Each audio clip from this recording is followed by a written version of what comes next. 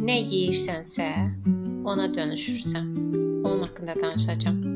Toyuq əti yeyirsənsə, toyuq kimi qorxaq olursan. Qoyun əti yeyirsənsə, qoyunun DNT-si sənin DNT-nə qarışır, təsir eləyir və zamanla o təsirin altında qoyun kimi olursan.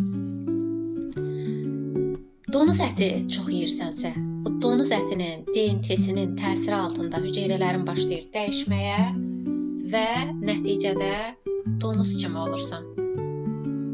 Hətta yediyin meyvə və tərəvəzlərin içindəki genetik kodlar belə sənin DNT-nə təsir edir. İlk qozun içərisinə baxsaq beyni oxşuyur.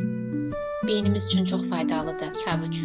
Onun içərisindəki onu belə kəsik etsək, eninə nazik kəsiklər görərik ki, gözümüzün retinasına oxşuyur və göz bəbəklərimiz üçün çox faydalı olan kərəviz kimi bitkilərin uzun damarları olur və bizim damarlarımızın sağlığı üçün onlar çox faydalıdır. Ya da ki, çuğundur.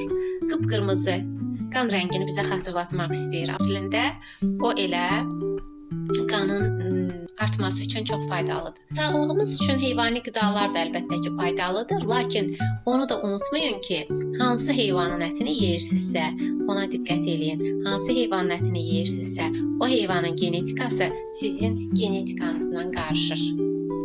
Bunu heç vaxt unutmayın. Fikir verin, Kitaylar